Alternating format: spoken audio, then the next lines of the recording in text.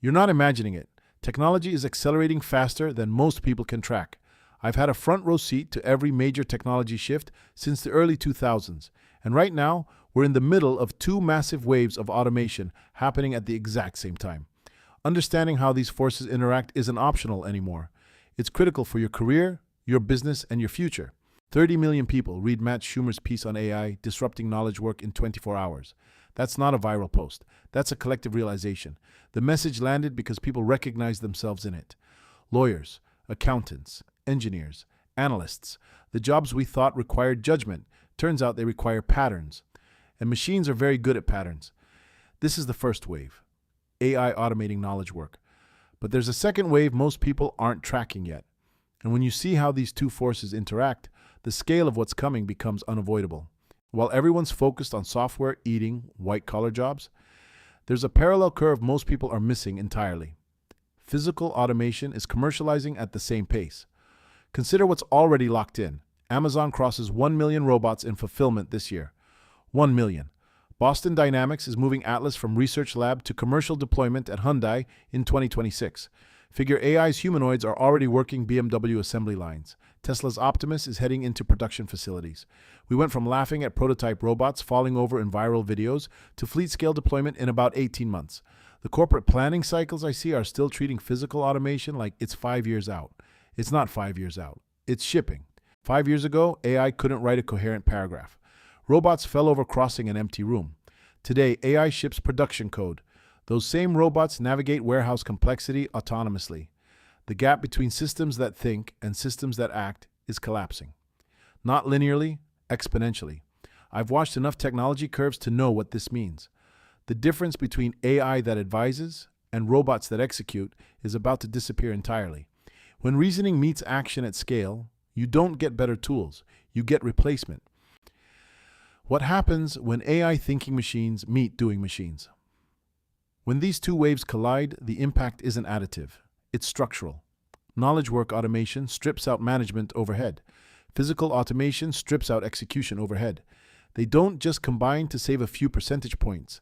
They merge. And when they merge, they rewrite the entire cost structure of an industry. Every enterprise I've seen is modeling this as a gradual efficiency gain, a line item on a transformation roadmap. It's not gradual, it's foundational, and it's moving faster than our labor markets, our institutions, or our planning cycles can possibly adapt. Let me show you what this actually looks like. Picture a modern warehouse. On the cognitive side, AI is handling route optimization, demand forecasting, inventory scheduling. It's executing the entire management layer. On the physical side, robots are doing the picking, the movement, the execution. Both layers, management and doing, are being compressed simultaneously. You can feel the squeeze happening right now. Organizations scaling dramatically with far fewer humans at every level of the operation. The career ladder isn't just missing a few rungs. Both ends are disappearing at the same time. Now here's why this should matter to you, even if you've never set foot in a warehouse. When entry-level rungs disappear, the whole ladder tips over. That changes the math on every serious decision you're making right now. Your kids' education, your own career pivot, where you're placing your bets. For generations, economic participation had a script. Get educated, start somewhere junior, build skills, move up. That script assumed the bottom rungs would always be there when you needed them. They're not there anymore. Both waves are compressing the system from opposite ends simultaneously.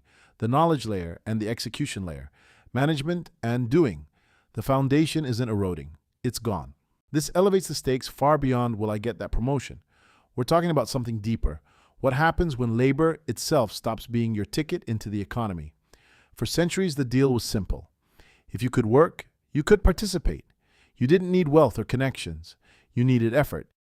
But when every rational optimization decision, every efficiency gain, every margin improvement chips away at that foundation, the deal breaks. We're not headed toward post-labor economics. We're already there. The organizations making these decisions aren't evil. They're efficient. And efficiency at scale is incompatible with the old model. When labor is no longer the entry mechanism, society has to reorganize around something fundamentally different. Most people haven't started that conversation yet. They should. What to do if you're just waking up to this reality? If you're just catching up to this, do not wait for traditional institutions to guide you. They're struggling with the pace too. Track the independent observers. David Shapiro on post-labor economics, Nate B. Jones on strategy, Matthew Berman and Wes Roth breaking down technical releases, AI Daily Brief, AI Revolution. These voices monitor capability shifts and real-world deployments faster than traditional research can even draft a paper.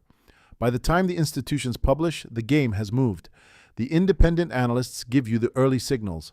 That's where the advantage is. Your competitors are already paying attention.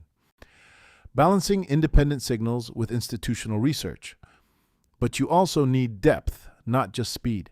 Pair those independent voices with institutional research. McKinsey Global Institute, Goldman Sachs. They publish heavily researched analysis on deployment timelines and labor market impacts across the broader economy. The independents give you the early edge. The institutions give you the grounding. Most professionals pick one or the other. That's a mistake. You need both. Speed without depth is hype. Depth without speed is nostalgia. The question isn't, should we adopt AI anymore? That conversation is over. The real question, the one every organization and every professional must answer now, is this. How do you restructure when cognitive and physical automation overlap inside the same planning window? What do you do when your supply chains, your operations, and your product development are all being compressed simultaneously? Most strategic plans weren't built for this. They assumed you'd get time to adapt. You won't. Musbarak, the next wave of automation isn't waiting for you.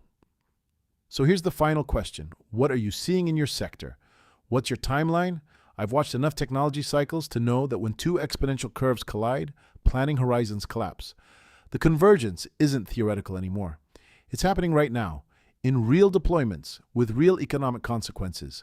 The decisions you're making today about your career, your organization, your kids' education, cannot assume the old rules still apply, because the next wave isn't waiting. By the time most people figure this out, it'll be too late. Follow for more.